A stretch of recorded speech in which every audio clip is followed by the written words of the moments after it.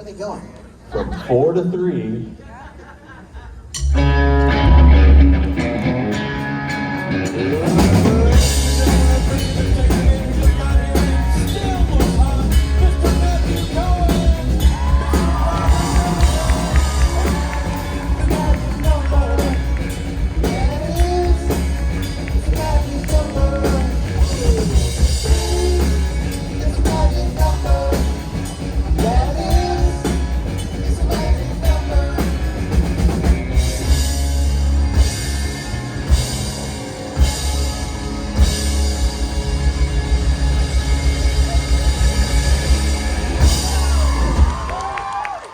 That was for the women! Dude, you act like that's different than every other. It's always for the women. I know, I just usually say it inside my head. Now I'm verbalizing it to you people. That's for the women! We love you and we're all here because of you! That one scared me, Matt. It scared me I wasn't too. ready. I was usually going to start doing, and I spit on myself first, but I wanted to do a stretch back there, but I was captivated by you guys doing your bit, and I forgot. I gotta start stretching this thing before I do that. Please, I don't want to. Not on my watch. You It's can't good. pop that cap You on my gotta, you watch. gotta stretch that thing.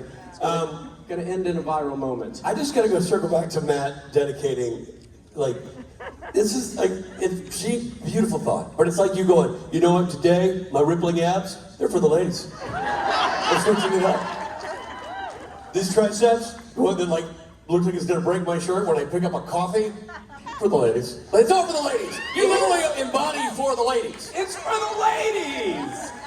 And, you know, That's good for some of the guys. it's there for some of the Listen, guys. this guy appreciates it. You're like a statue. I feel like I'm in a museum. I just stand here with headphones on, listening to the docent describe you. And Matt Cohen was carved in the early century.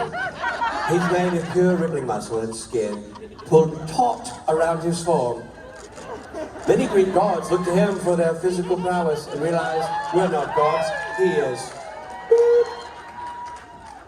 Is it over? It is. I love that you're the one that started, that it's a con for the women, and you established that, and then Matt was like, that's for the ladies. Like, oh right, Matt, okay, great. Well, I mean, it's like if you and I did something out of the ordinary, like having we're not going to make a bunch of dumb jokes or fun. But Matt's always for the ladies. I mean, Matt's an embodiment of a living tribute to the ladies and the fellas and the fellas. And me. I'm just trying to do my part, I fellas. put you under the fellas umbrella. But whatever. All right. Here we are. All right. This doesn't happen all the time. We're not all three. It's not as easy as it used to be. We're not all three on the same stage all the time. Rarely. Yeah. It's been the R2M panel this year has been mostly the R panel. But it's nice. We had you in Chicago. We have you again in Orlando. It's very exciting. You should call it the R2C panel. Rob and two chairs. Yeah, exactly. Thank you. Listen, the chairs don't have feelings. You didn't hurt the chairs' feelings. By the way, local boy Matthew Cohen, hails from Floridian. Florida, right here. True blood.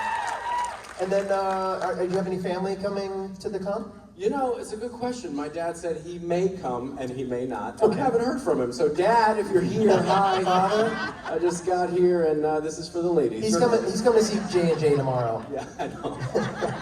He'd love to see you, but he's got a meet and greet. Yeah.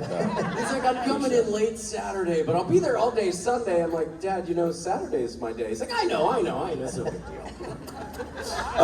Let's dive into questions, shall we? do it. Let's do it. I'll start right over there. Hello. I was just wondering, if you guys could have a spin-off, what would it be about? The Winchesters, and I'd be in it. But wait, I missed the boat. What happened? It'd be a prequel. Did I outaged myself to be a 17-year-old young John, but you know what? I watched the pilot last night, and boy, oh boy, you guys are in for a treat. Wait a minute now. Wait a minute. Was this an Entertainment Tonight exclusive? Oh, I had to screen it. I had to screen it because that's part of my job. And let me tell you this, it feels exactly how you want the show to feel. They did a hell of a job with it. Oh. It feels like a jacuzzi with Jared and Jensen. Indeed. Wow, you screened it. It's good. You got to screen it. That's amazing. Well, don't give away any spoilers. Jealous. Okay, to answer your question, If we had a spin-off, it would be, well, it wouldn't be a prequel. It would be a sequel because we're 80. But Spin-off. a spin-off. Oh, the God and Sons. It would be God and Sons. It would be God God and and two of his sons. Right. The only two who will speak to him at But this we could point. bring in the other guys as guest stars, right? Like, Pellegrino could pop in. Sure. And do his angry teenager Is it bit. a sitcom? Of course it's a sitcom. Yeah, it's a sitcom. Is it live audience or single camera? Like, is it like The Office? Yeah, it's traditional live audience, Like people filmed in front of a cheering. studio audience. Yeah. So we can be real like, you guys can be like, oh, geez, Dad. Dad! Canned laughter. And Pellegrino, Pellegrino's like recurring, like he'll come on the door. The like, angry neighbors, that you Yeah. said? Like, Yeah. gosh darn it. Yeah, I cursed my lawnmower guy. yeah. And Sebastian's there. Hello! Oh. With a deep V He, t-shirt can, down. he should be an aviarist. And the only bird he has are gulls. I've got a lot of gulls, Because we always joke with Sebastian, he talks about girls The all ladies, the time. singing it, the ladies. But he also has that accent that's kind of Parisian British, some Scottish. So he says gulls. There's a lot of girls in this room. A lot of girls. I see a lot of girls. Girls. We used to make a joke about Sebastian that he could only reference anything in terms of girls. So it'd be like, I've lost some weight. I'm only 2.5 girls. Or Sebastian, how do you get to the Starbucks? Oh, that's easy, mate. You go 4 girls down the road. You'll see a non-girl, turn around him, keep going, you see girl, 3 girls, go in, there's a girl behind the counter telling you one special. After that. Wait. My car gets 14 girls to the gallon. Unless my car has 14 girls in it, in which case it gets 24 girls to the gallon. It doesn't make any sense. You think it would get less, but girls. At the beginning of this bit, what did you call him? Sebastian. No. Aviarist. An aviarist. Yes. You lost me Watches there. the birds. Okay, thank you. I need to just go back and get that explanation. I may have butchered that word, by the way. I was trying to You might remember. have, but an aviary is in it, so that's good. Yeah, okay. You're in the right ballpark. If I upset any aviarists in the house, I hope some, of you'll the go. back, some of the back's like, it's aviarians! Son of a bitch! I'm out of here. Keep it down, go. All right, thank you for your question. And over here. Hi, I'm Dawn, and this is my first con. Welcome, Dawn. That rhymes. Yes, it does. You're a poet and you didn't know it, Rich. I was a poet and I wasn't aware that I was. I'm going to try real hard to get through this without making a fool of myself. Okay, same.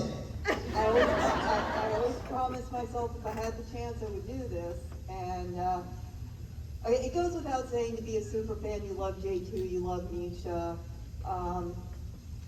Rob, I need you to know Chuck is my spirit animal. Oh, wow. Hey.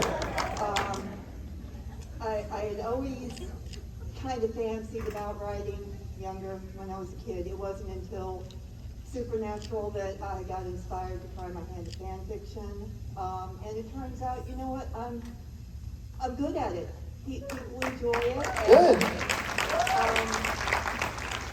And Supernatural means a lot of things to a lot of people, and for me, I see it as an allegory for the creation process and the writing process.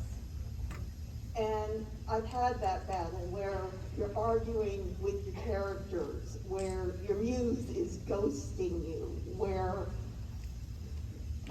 the story is writing itself and you're just not in control anymore. And it's so much, it's so impactful. I'm getting so much more emotional than I thought it was. Somebody needs to tell Chuck, I get it. Don't be so hard on yourself, because a good writer cannot be a good God. A good God would be such a bad writer. Because once upon a time there was this perfect world where everybody was happy and they never had any problems. And there was a crappy story and nobody would want to read it. Thank you. Characters and you don't like it. You see, kids, I'm not so bad. I don't know, you made her cry. Jerk.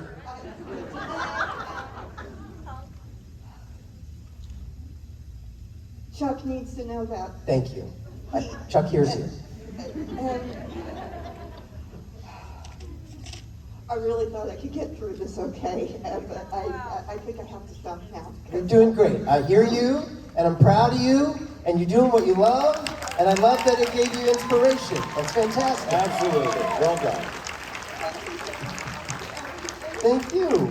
Thank you. That means a lot to hear that. I'm so glad that that gave you inspiration. And yeah, it's great. And the things that we love to watch or art that we love to see, when it inspires you, that means we're doing something right. So thank you, and keep doing what you're doing. Well done. And that's a t-shirt. That's a new t-shirt, right? A good God can't be a good writer, and a good writer can't be a good God. That's right. I kind of like that. Print it. We'll wear it. Rich already did. He's selling them in the back. Dick Jr. presents. I'd love to cut you in, but Next year's bird watching. all right, you. Hi, good morning. Good morning. My name is Irina. Hi, Rena. Rob, I think you're great. Matt, I think you're great. My question is specifically for Rich, and it's not about Supernatural. Okay. Okay, wow. Here we go. Wandered into the wrong one. So my question is about the movie Driven. Okay. And which is great. And I was specifically wondering how it was to film that movie, since it's kind of a single set, sort of from within the car, and the challenges of filming that as opposed to normal television or film. Okay, so Driven is an independent film I did, directed by Glenn Payne and written by Casey Dillard, and she also stars in it with me, and Glenn directed it. And great film, great filmmakers out of Mississippi, and if you haven't seen it, it's worth watching. It's a super fun, funny, sort of scary, ghosty, funny comedy indie film. Where can they see it, Rich? Netflix? What is Prime? it? Amazon Prime. Amazon Prime. Amazon Prime. Thank you. It was great. It's obviously different because, a TV show like Supernatural or any TV show has a substantially bigger budget. They had a very small budget, so they had to be very creative in how to get their story told in a way that didn't reflect the budget, where the budget didn't become, a roadblock. And they just did a fantastic job. A large part of the story takes place in the car, and Glenn had a very, very, very specific battle plan laid out. Prep. He was super prepared, had detailed storyboards drawn out. He's a great artist. My storyboards are like, stick figures, they're death throes. But he had really detailed hand-drawn storyboards that he stuck to. So he had a great plan, and he knew each moment and how each moment should look and feel. And so we were able to pull that movie off because of his preparation and because of the team he assembled. So he knew how to do the poor man's process driving-wise. In Supernatural, they had this big rotating black thing that had holes in it for lights to cut through so it looked like cars going by. For Glenn, we were in an empty furniture warehouse, and he literally put Christmas lights on a shopping cart and had a PA running back and forth. And it looks unbelievable. It looks so good. I would sit there and be like, you guys are so clever. It's what you love about filmmaking. Because people go, okay, we're gonna make this movie. Not, we wanna make this movie, but we're going to make this movie. How do we do it? And how do we make it awesome? We have a limited time and a limited budget. But how do we make an awesome movie within that framework? And they achieved it by being creative, by not resting on their laurels and going, well, we don't have the money to get the expensive thing, so we just won't do it. They go, no, we're gonna duct tape together the cheap thing, and people are gonna think it's the expensive thing because we're good. And that's what they did. So the grocery cart didn't squeak at all, eh? No, man. Or was it one of those? Or one that stops on the yellow line like you're trying to steal it. It was super impressive, everything they pulled off. And that's how. And the camera was very small, so, the DP was very small, actually. So they were nimble and able to sort of get in the car with us and shoot these scenes. And the city was accommodating, so we could drive the streets. A lot worked in their favor. It was freezing. It's the coldest period in Mississippi's time in years, so we were dying of chill. But other than that, everything went the way of the filmmaker. They really did a great job. They prepared, and the result is a really fun film. And thank you for the question, and I'm glad you liked the movie. Thank you. Thank you. That is fascinating, and I love it when the indie movies they write to their budget. Right. But that reminds me of a story. I was in Kansas City last year for it wasn't a Supernatural convention, but it was like a Comic-Con in Kansas City, and someone came up to me towards the end of the convention. They're like, "I just want to say I loved you in Driven," and I was like, And I was like, which is Rich's movie he was just talking about. And I was like, thank you so much. I love doing it. He immediately texted me that. He's like, I just got congratulated for my work in Driven. I'm like, what'd you say? He said, thank you very much. I was like, yeah, that's good. I especially early on, I signed many a Loudon Swain CD. I'd be like, yeah, you like the band, do you? Which is weird. Our early albums were on whiteboard. Don't watch the videos, I see. Okay, you over here. Hi, I'm Ange. And Representing Miami. Woo, Miami! First of all, I want to say I'm so happy to see all three of you up there because it feels like it's been forever. Me too. That you've all been on the same stage. Same. yeah. But for Rob, you always talk about being the last big bad in Supernatural and followed up with, but I'm really a nice guy. But you were also the last big bad in Lucifer. True story. Yeah. And you killed a beloved character. Yeah, he did. I did. And it was the only time I've ever cried watching TV was when the daughter reacted to his death. Yeah. And I want to know, are you proud of yourself? Well, I know Rob's got a, I'm sure, heartfelt answer for this, but I directed Lucifer and I worked a little bit behind the scenes on that. And it's interesting because that character wasn't originally going to get killed. Rob pitched the idea of killing that character. No, I didn't. And we were all shocked in the room, but we're like, oh, okay. That's not true. That's flat out not true. No, I'm not proud of myself, but I just find it's comical. Because what's funny is that I'm a pretty nice person who's pretty, what's the word? Confident? No. Opposite of that? Sensitive. Self-effacing, sensitive, yeah. Yeah, and so, but all I play right now is bad guys, doing really bad stuff. I'm doing right now, I'm working on the Leverage show, Leverage. Cool. Bad guy, playing a bad guy. And by the end of it, it's like everybody's like, ha ha, got you, bad guy. It's kind of my worst nightmare. But I'm owning it, and I'm learning a lot about myself. And I'm developing that confidence, because thicker skin. Anyway, the point is, no, I don't know. I didn't plan it. But man, I took down 2 shows in a row. 2 beloved shows. Yeah. I took down Supernatural, and I took down Lucifer. There's a theory that both shows would still be running had you not been cast in those parts. That's like the floating around the internet. I'm as shocked as you are. I don't know why I started that. Why that got started. I just. Why I started that. Exactly. Oh, there it goes. Get back here. Oh. It's going downhill, Robbie. What am I gonna do? Oh, somebody stop it. Oh no, there it goes. Anyway, so I'm not proud of myself, but I am. And I just wanted to say, your last scene with Lucifer as the therapist Yeah. was absolutely hilarious. Thank you so much. So thank you for your work. Thank you. It was fun to do. Thank you so Well much. done. Hey, you reinvented yourself as the bad guy. Yeah, it turns out. America's nemesis. Yeah, I was thinking about you last night because we shot the final scene. I won't give it away spoilers if you watch Leverage, but it's like a group of people just going like, I'm like, how did I get to this guy? Well, good for you. It's off time. Thank you. Yo. Good afternoon, gentlemen. I'm Lynn. I'm celebrating my birthday this weekend. Happy Happy birthday. birthday. Thank you. Matt, I love you. You're wonderful. But? Rich. And the abs are a bonus. Thank you. It's for you. That's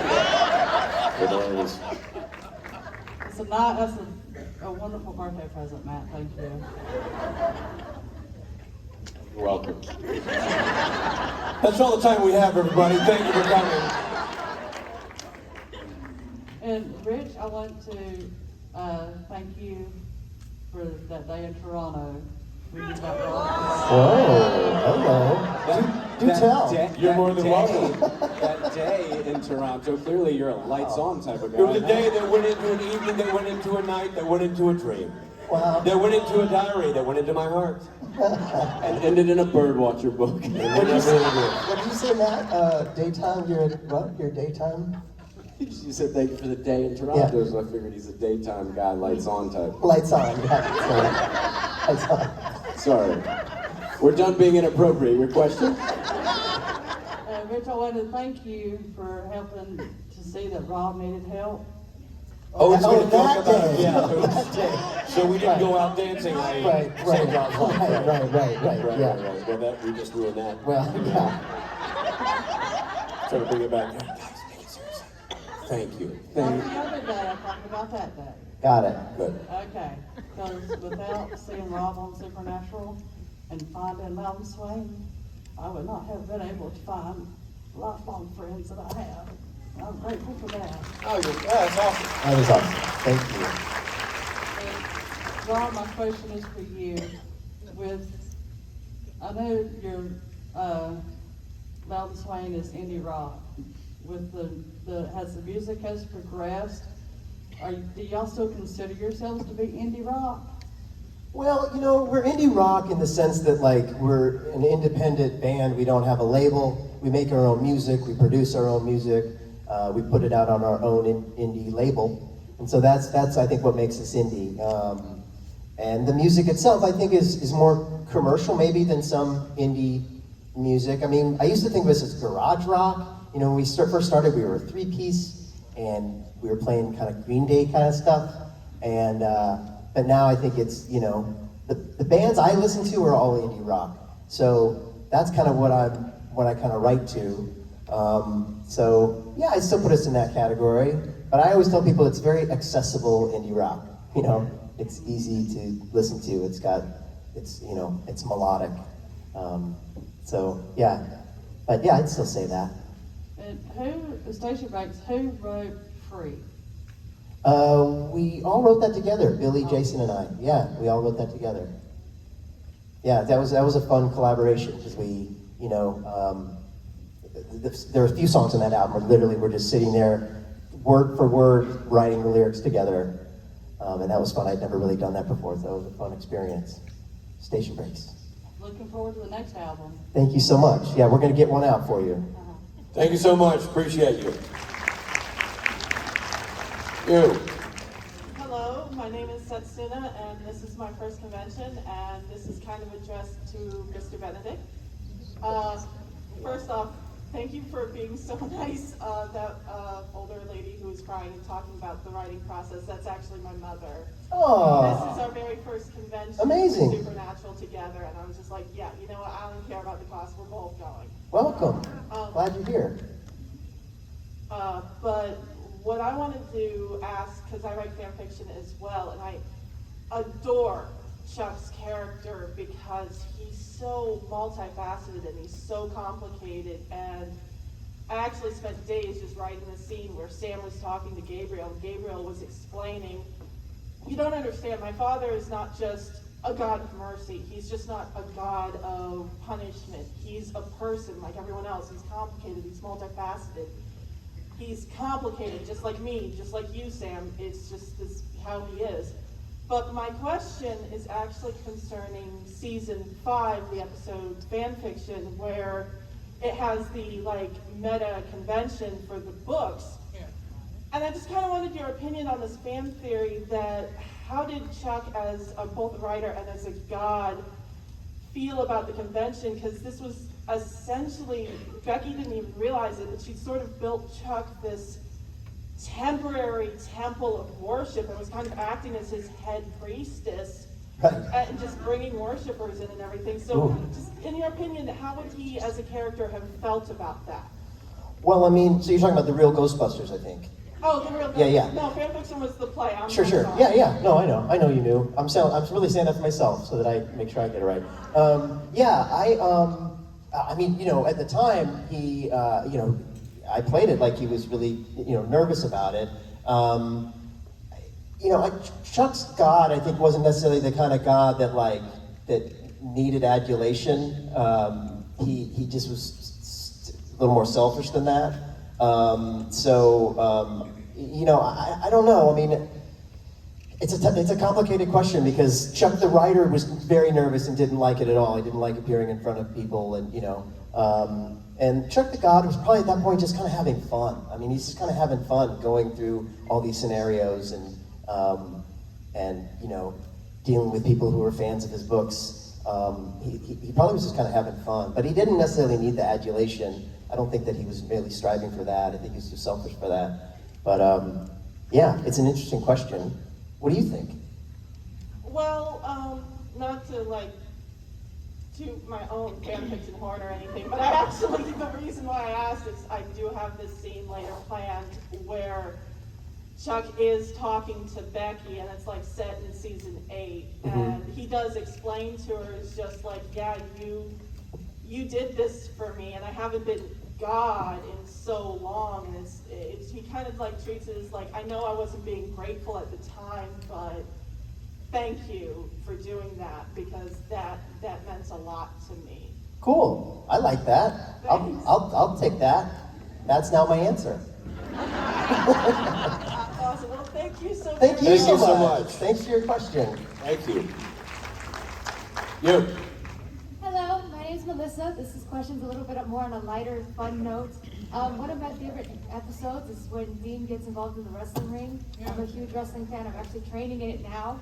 And I wanted to ask for your help. If you guys, as characters, were to have a wrestling gimmick, what would it be? If I had a wrestling what? Gimmick? Yeah, like your character. What do you think your characters would have been like in a wrestling ring? Well, for starters, I want to say one thing. I'm pretty sure, I'm 99% sure I'm right about this. Pretty sure that episode was directed by Jerry Wanick. And Jerry Wanick is visiting this convention this weekend. He is? Yeah. I didn't know that. Jerry's in town. He flew in town. He was hanging out in Florida. I found out we were coming here. What? Jerry's going to be here. He's going to be, if you've seen those big giant photo books of all the sets, Jerry built the look of every single episode of Supernatural. Jerry. Executive producer Jerry directed a few episodes, that being one of them. And Jerry, if you have that book, Jerry is signing for free this weekend. What? Yeah. In the I wish merch I room. brought my copy. No, me too. So anyway, just if you see a dashing, tall, intimidating man with glasses, Who's not Jensen or Jerry? who's not Jared, it's Jerry Wanick, and he's literally the look of the show. If you love the look of the show, then you love the work of Jerry Wanick, and he's here, and it's very exciting to have him here. So you can talk to him about your episode. You see him in the hallway, you're going, oh man, I love your episode, and he'll love hearing that. By the way, he's a saint. Gimmicks, wrestling gimmicks. Matt, what would you be? John. John would be. This is gonna sting deep for some of you. They would call me John the Disappearing Dad Winchester. Yeah, smart. So I'm wrestling you, and all of a sudden, like, where'd he go? Right, like Robbie's God's got me in the death Right. grip, and I'm like, And then poof, and you just don't see me. And then you're behind me with a chair. Yeah. He'd be perfect to have John as a tag team partner, because you're like, hey, tag, Dad, and you're just gone. And what happens, the result is I leave my opponent like my son's, just lost and asking questions. That's how you win. Yeah. So basically, you beat them emotionally, is how you win. Yeah. I don't want to be too on the head with it. I would be, obviously, I'd be the Candyman. And I would never win, but I'd be dressed in a chocolate bar ensemble. But it'd be hard, it'd be very clunky, and I would just get beaten senseless. But I would enjoy it. And I would insist on only wrestling women. Because that's Gabriel's thing, you know, kind of his wrestling the ladies bit. And mine's really easy. I mean, I'd be God. So I'd be like on the mat, and I just. You would just smite people. I smite the hell out of you would. everybody. Smite, smote, smut. I'm God. I'm unbeatable. Smith. I'm, Jimmy Smith, smited. I'm 5. Me versus Smith. Yeah. About Smith, smited. Smited. I'm 5,000-0. I never lose. However, I lost that one time. When Alex beat me. God 2.0 beat me. That's a ton of. But Rich, what would you as Rich's fate be? I think you'd be the angry Nashvilleian. Yeah, I'd be exactly. I'd wear the Tennessee flag. And you'd be like, yeah. And I would just correct your manners until you finally walked away. But all of That's not how you use a fork. You call me sir, you call her ma'am, and you wait for that woman to go through that door before you step through it. You don't get on that elevator till they get off. Don't make me tell you twice. I'm so sorry, Rich. Look, you know what? I'm done with you. And that's it. Fight's over. Fight's over. You throw yourself on the floor and start counting 5, 1, 2, 3, I'm done, you got it. I'm out. You win. I've got no manners. Thank you for your question. And see Jerry and talk to him about the episode. He'd love that. You. Hi, my name is Elena and I'm from Lakeland. My question is for all of you. Supernatural is full of ghosts, obviously. So have any of you had any experience with ghosts? I have not, so I'll defer to the fellas. You guys have any real ghost stories in your life?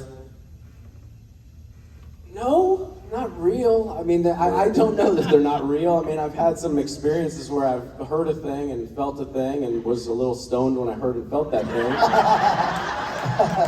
That's how you met your wife? But that's just so who knows? That's just an average Tuesday for you. Yeah, you know, I don't not believe that there's, ghosts or other things that can contact you. I just don't know for certain that it's happened to me and that I wasn't my impaired judgment making the call. Bobby? You know, I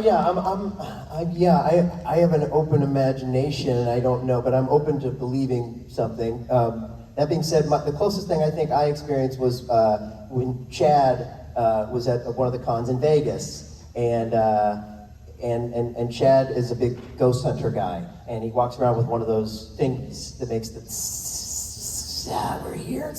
You hear that? That kind of thing. And he was showing me how it works. He was, it's just like one of those things. I'm like, oh wow. And they're like, oh Chad, we need you on stage. He's like, I'll leave it with you. And he left me alone in this green room. And I look at this thing, and it's like, and that's all it was doing. But I was like, terrified. And in my imagination, there's a lot of shit happening all around me. Sure, that makes sense. Imagine if it said something like in that squeaky voice. I see you. Rich Speight is Satan. Right out That's the you door. talking to the box. Say Rich Speight is Satan. Say Rich Speight is Satan. Trying to train it like a Then parrot. Lindbergh comes back in, and I'm like on the phone with it. Yes, man. So then Rich said, go ahead. No, he did not. Yes, he There did. you go. Thank you for your question. Yeah. Hello, my name is Allie and I'm coming from Georgia and this is my first Supernatural convention. Welcome. Love it. I love you all, but I'm sorry, this question's for Rich. Rich, so we know pretty much about Gabriel and Supernatural, but have you ever decided to give his vessel a backstory? And if so, what is it? No. Have you? No, I was kind of hoping you answered that. Nope. I have not given my vessel a backstory.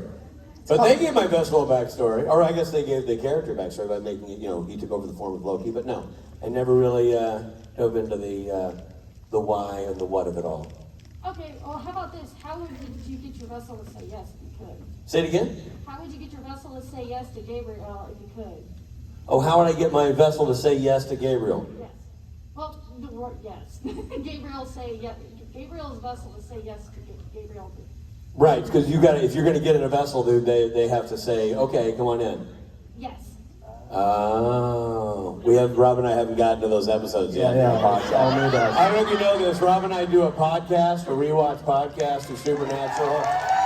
Matt, come on the show with us, Supernatural Then and Now. It's a great podcast, available wherever you get your podcasts. I mean, right. Spotify, Apple Podcasts, wherever.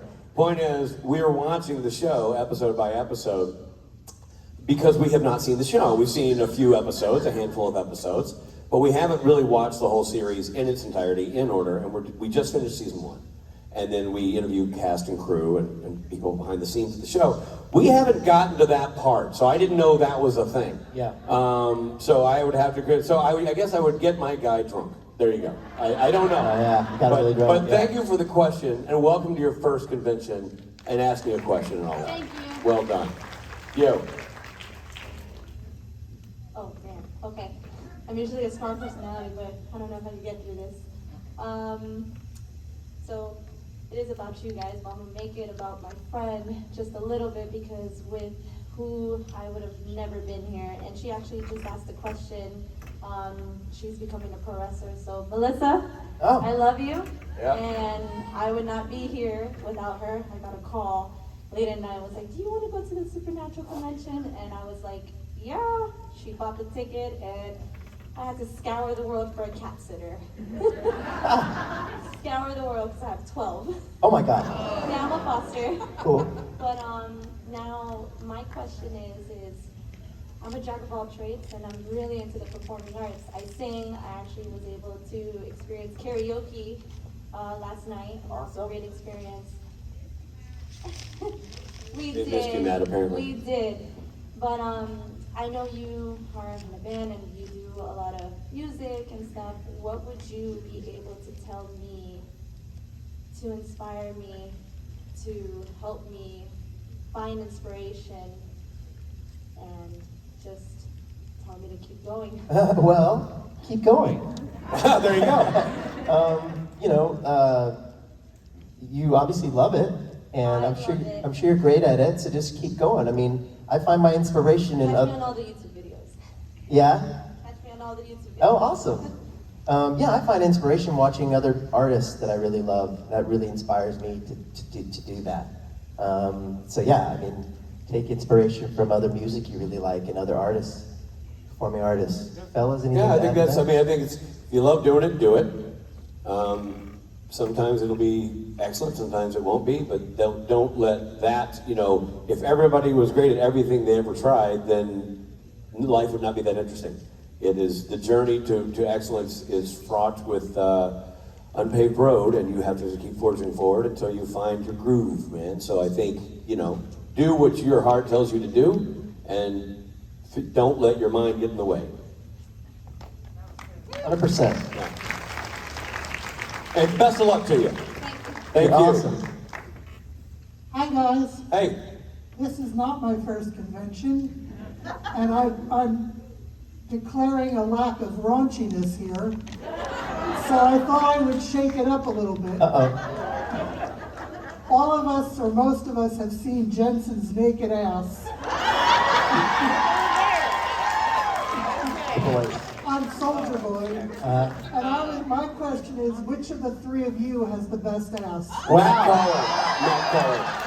I'm gonna go with Matt Cohen. You answered that before she. Yeah, that asked the is question. no offense, and I never say this because there's no such thing as a dumb question. That's the dumbest fucking question I have ever heard. Out of the three of us, who has the best ass? Gee, let's put our heads together and think this one out.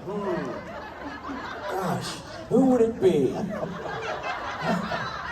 The two assholes who sit around doing a podcast, or Johnny works out all the time? Funny story. Do you want my answer? No. Yes. Hold on. Funny story. I'm actually Jensen's stunt ass. Yeah. You want to know that? Stunt ass. Hashtag stunt ass. You're welcome. Man. Okay, for shits and giggles, what's your answer? Well, it's between Matt and Rob. So Yeah, that was, Rich. oh, then it Wow. must be me, because I'm between Matt and Rob. I accept your compliment. Respect everyone. Thank you Respect very you much. Thank you. for the win. Thank you very much. Listen, for what it's worth, I've seen both of these guys in way too short gym shorts, Yeah. and I've run behind them in many different gyms in places all across the world. They have just fine asses. Thank you very okay? much. Thank you, Matthew. Yeah, we do. We work out in really short gym Oh man, shorts. that's what all we do. Can't think of a time when I haven't done that. You, right there. Hello. Yeah, it's a microphone. I'm sorry, Joy. We'll make sure I can reach it. Good morning. My name is Eleni. I'm here from Orlando, and I'm my first convention, so I'm popping my convention cherry with you guys here. So first, Rob, I just want to make a statement for you. I watch a lot of scary movies. You are the second worst villain I've ever watched. Is that good? The second, yeah. Well, I don't know. Who's the worst? Umbridge from Harry Potter. Who? Umbridge from Harry Potter.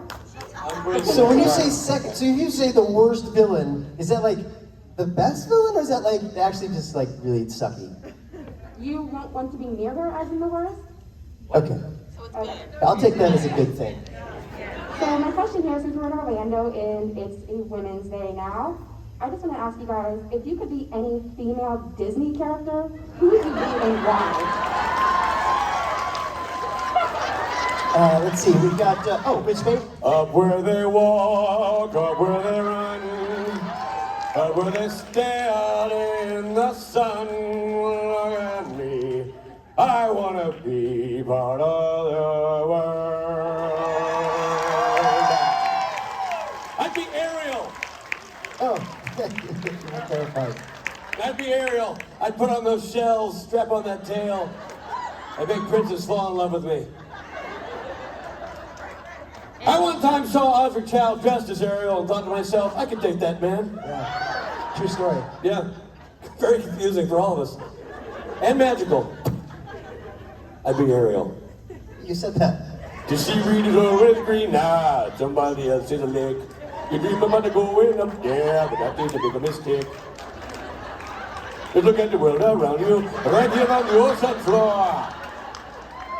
Some wonderful things around you. What more is you looking for? Let's do it.